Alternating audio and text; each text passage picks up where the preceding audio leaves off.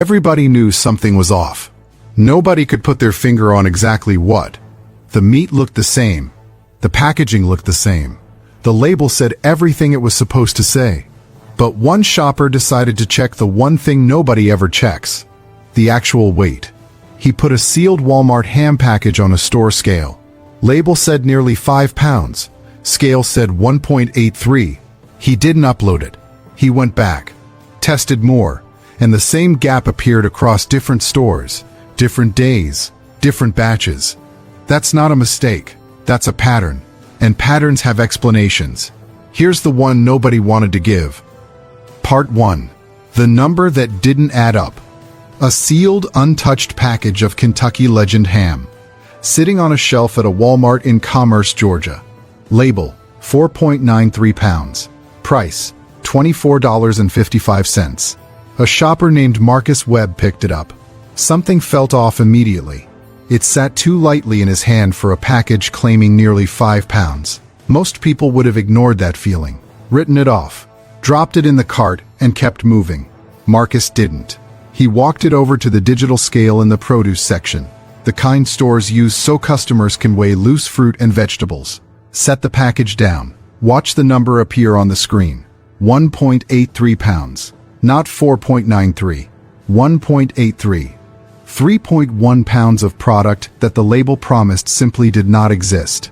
The package was sealed, factory fresh, never opened, never tampered with, and more than half of what it claimed to contain wasn't there.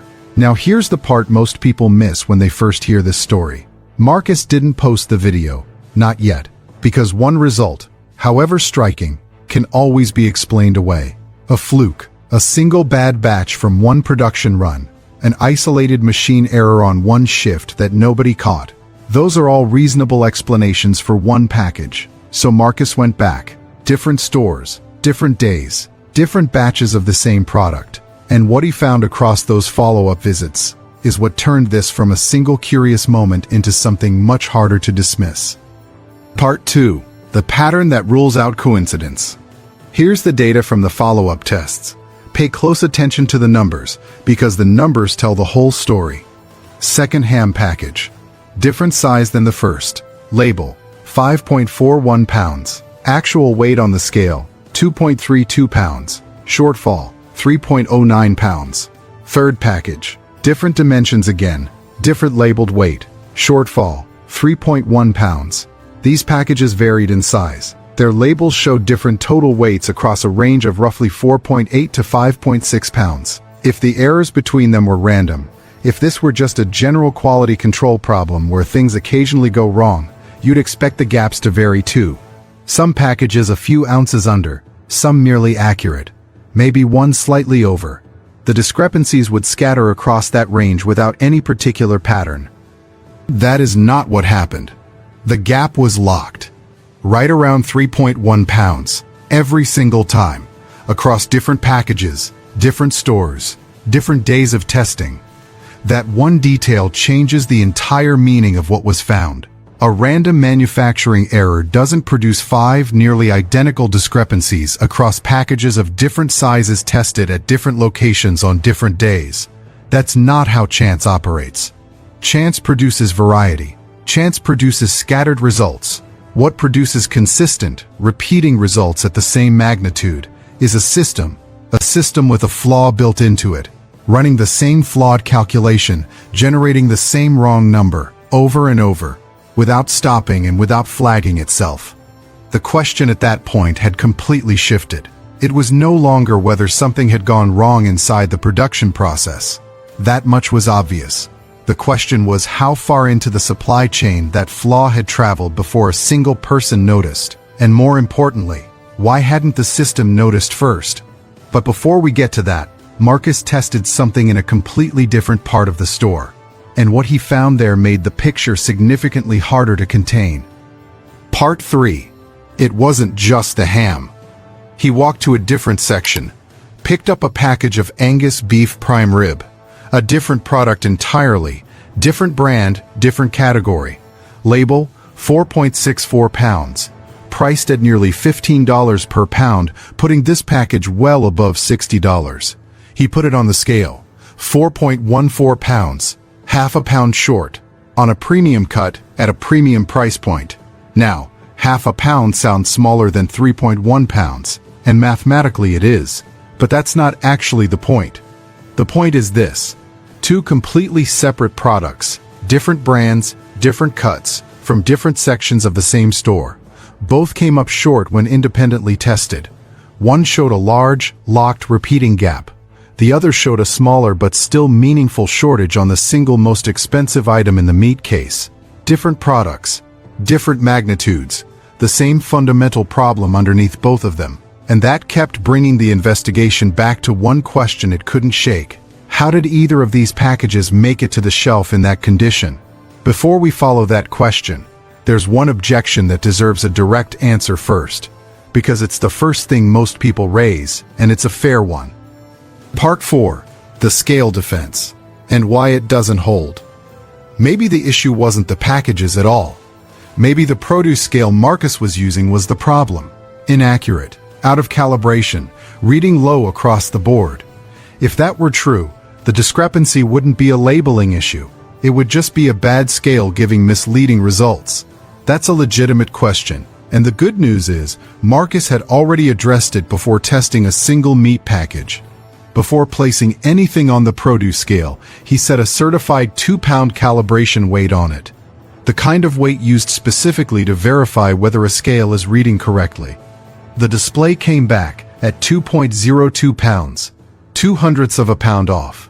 Essentially nothing, well within any reasonable margin of normal variation. But here's the detail that really matters.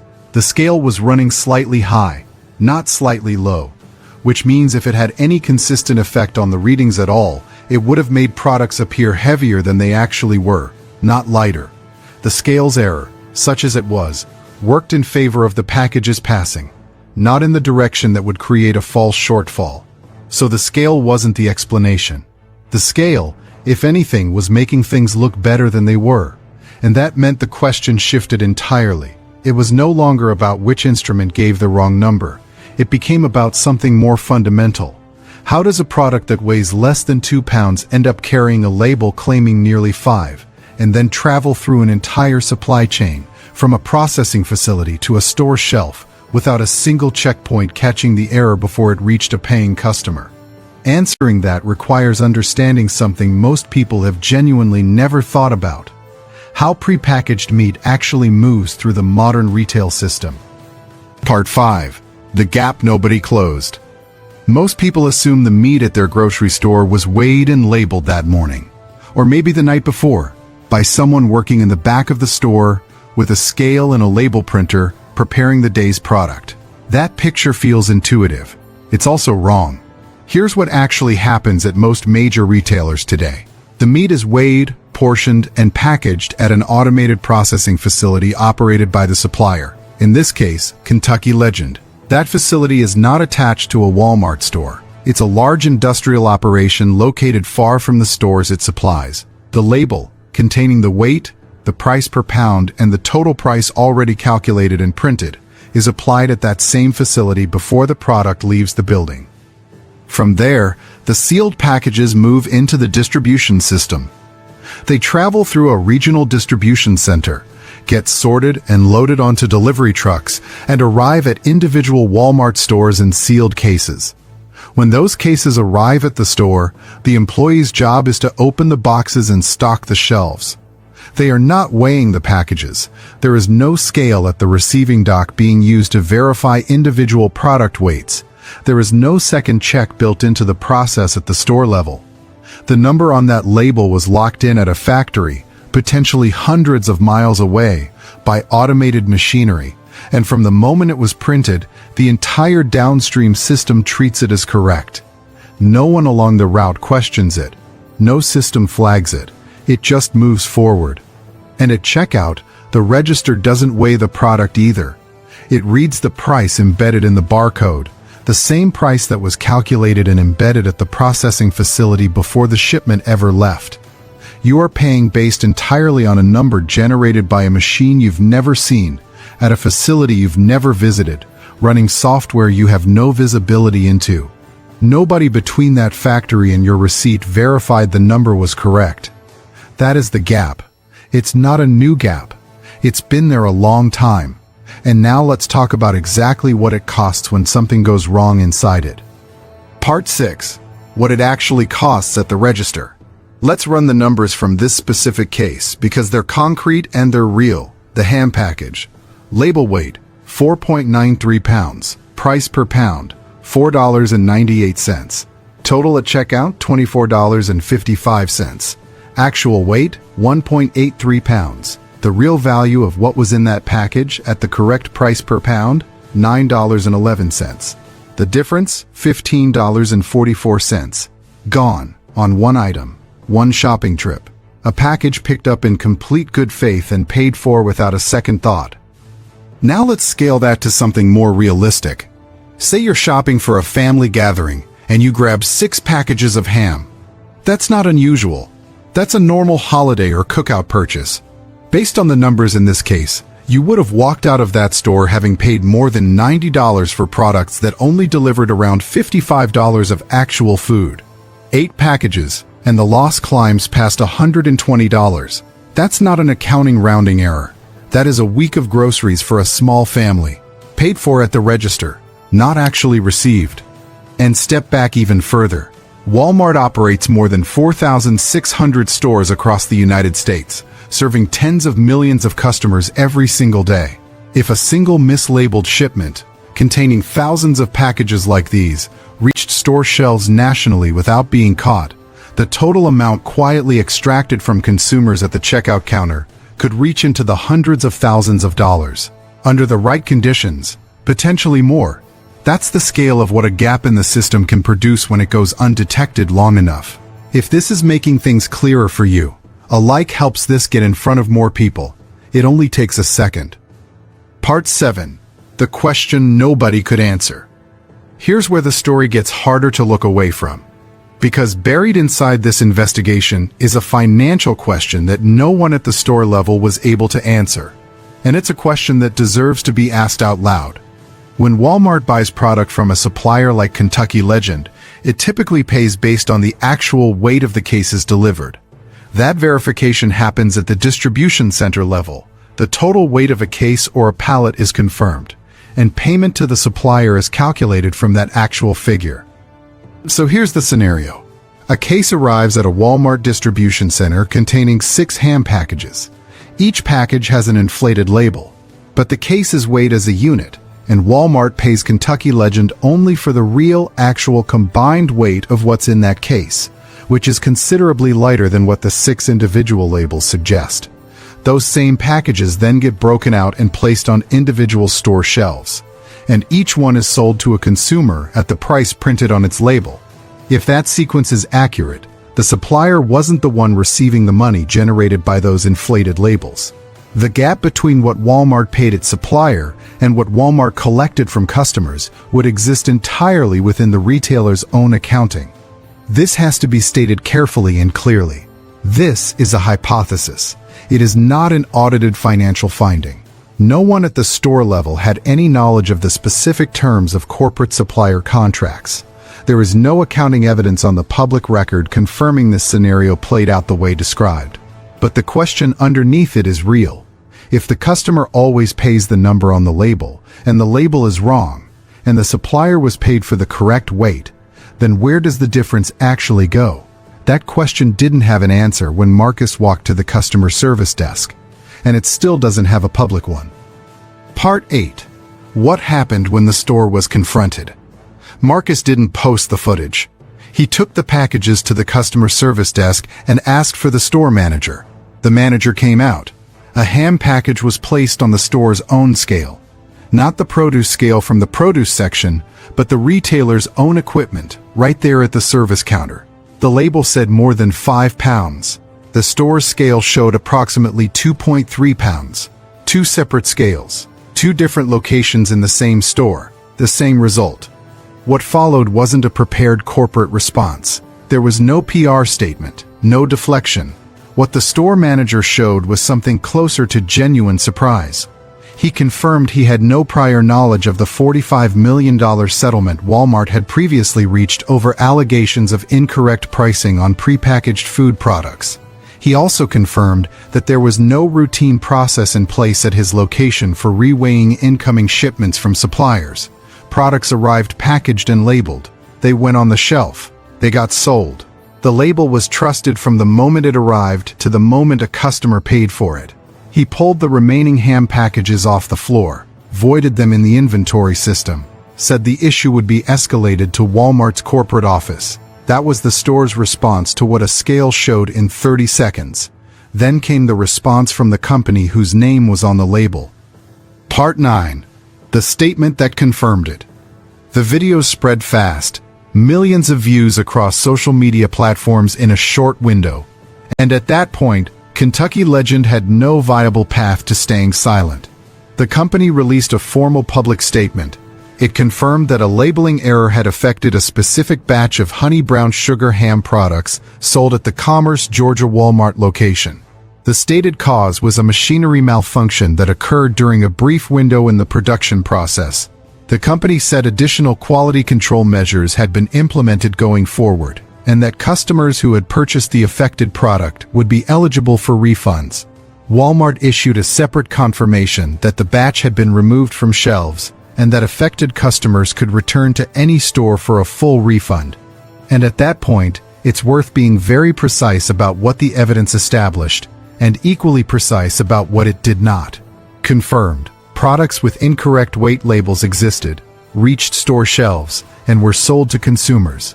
The manufacturer acknowledged the error. The retailer pulled the inventory and committed to refunds. Not confirmed. There is no evidence of intentional coordination between Walmart and Kentucky Legend to mislead consumers. There is no evidence this was happening simultaneously across every Walmart in the country. No independent audit has established how many total packages were affected beyond the confirmed batch that was pulled. A responsible investigation draws conclusions only where the evidence actually supports them. And this evidence does not support a claim of deliberate, organized fraud at the national level. What it does support is something more specific, and in some ways, more unsettling than a deliberate scheme would be. Part 10. The failure nobody built an alarm for. A mechanical failure at a supplier's facility produced packages labeled at nearly 5 pounds that actually weighed under 2. That error entered an automated supply chain and moved forward.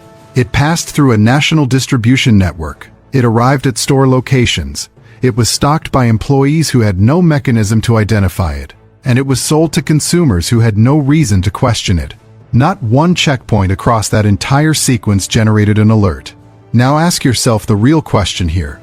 If the detection gap is wide enough to miss a 3-pound discrepancy, if a product weighing less than 2 pounds can carry a label claiming nearly 5, travel from a factory through distribution and onto a shelf and into a cart, and through a register, without a single automated flag being raised, what smaller discrepancies are moving through the exact same system right now?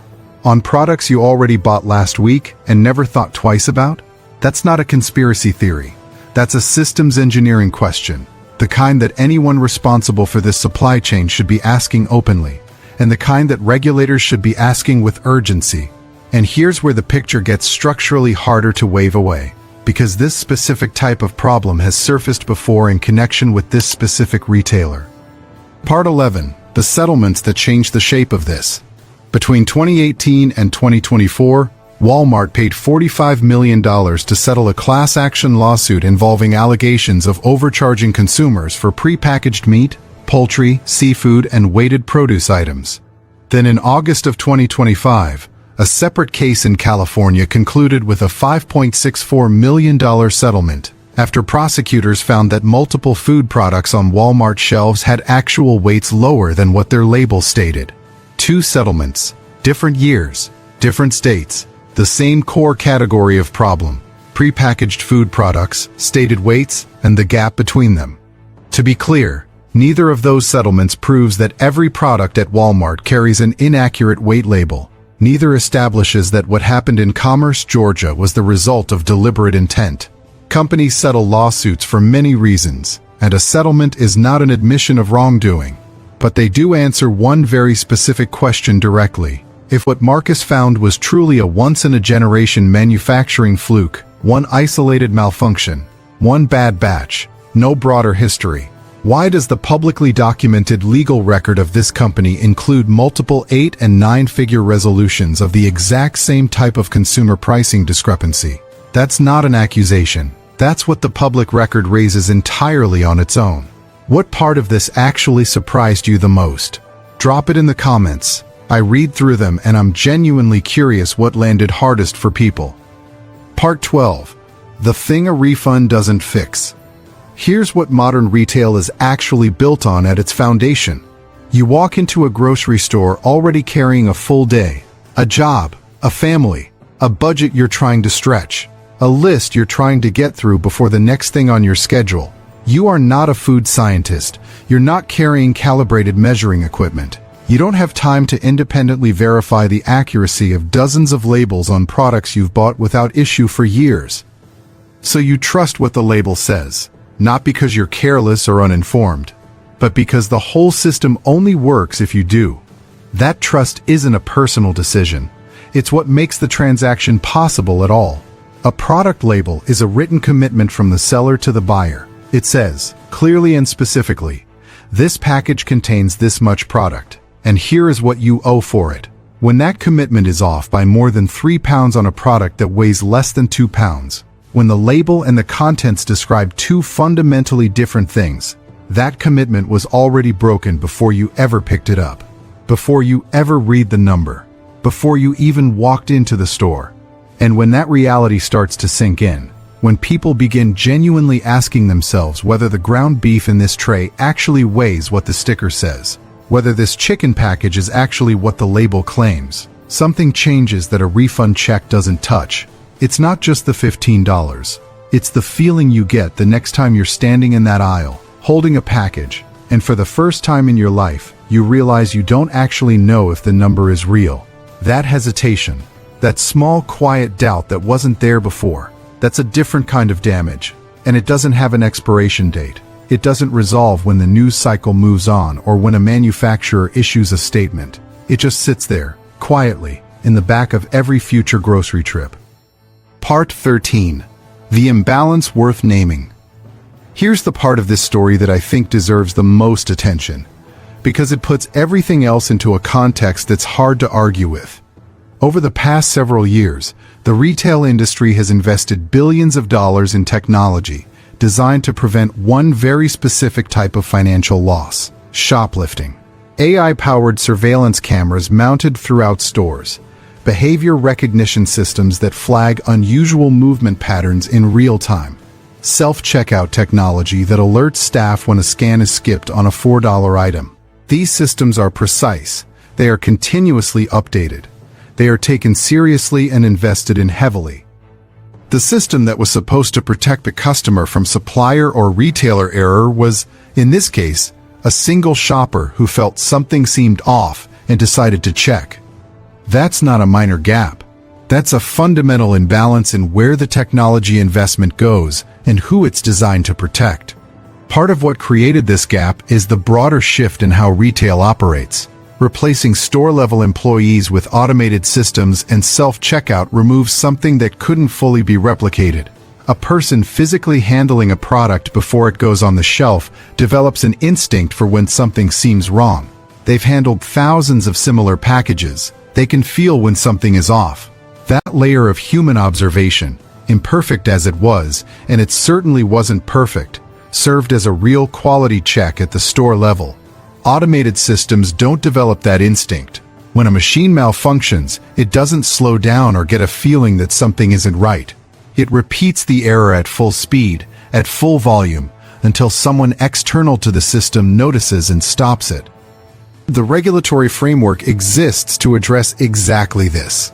NIST Handbook 133 establishes how prepackaged consumer goods in the United States are supposed to be weighed and verified, using certified equipment, applying proper tear deductions for packaging materials, and evaluating results against defined maximum allowable variances for each product category. That framework was created precisely because lawmakers and regulators recognized that individual consumers have no practical ability to verify the contents of a sealed package at the point of purchase. The standards were designed to be the protection that consumers couldn't provide for themselves. But a regulatory standard that isn't enforced with sufficient frequency and coverage, across a supply chain that processes millions of individual packages per week across thousands of retail locations, doesn't provide reliable protection. It provides a framework that works when applied, and a gap when it isn't. And when that gap exists, it doesn't stay empty. It gets filled, quietly and visibly, by the person paying at the register. Part 14. The only question that matters now. The packages were pulled from shelves. The refunds were offered. The manufacturer issued its statement. The store manager escalated it through the corporate chain. Viewed in isolation, the system eventually responded the way it was supposed to. But it had to be forced into that response. Not by an internal audit catching the problem before it reached consumers. Not by a supply chain alert generated when the weights didn't match expected ranges. Not by a verification check at the distribution center. By one person who felt something was wrong, walked a package across a store, and put it on a scale. One moment of individual consumer instinct accomplished what an entire automated supply chain, distribution network, and store-level process collectively failed to do on their own.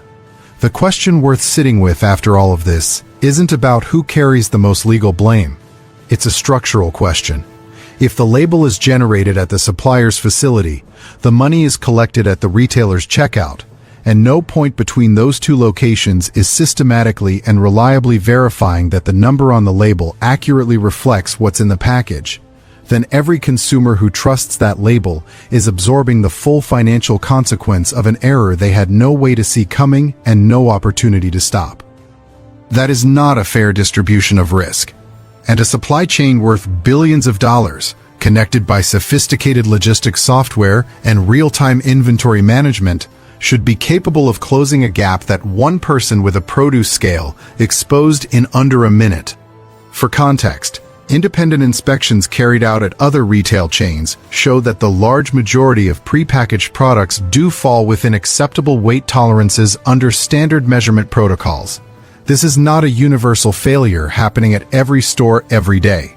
Most packages most people buy are accurate, but most was never actually the standard consumers agreed to when they handed over their money. The standard was all of them. And when the gap between what's promised and what's actually delivered can be 3 pounds on a product that weighs less than 2, the word probably stops being a reassurance. It becomes the problem itself. Transparency on every label isn't optional. It isn't something reserved for premium brands or specialty retailers who want to signal quality. It is the baseline, minimum standard of honesty owed to every single person who walks into a store, reads a number on a package, and pays for what that number says is there. The entire system works because people trust it. That trust is not guaranteed. It's earned, one accurate label at a time. And the only real question left is whether the system is actually doing enough to deserve it. Have you ever noticed something off with a grocery package and not said anything? Or gone back to check? That's what I'm curious about. Drop it below.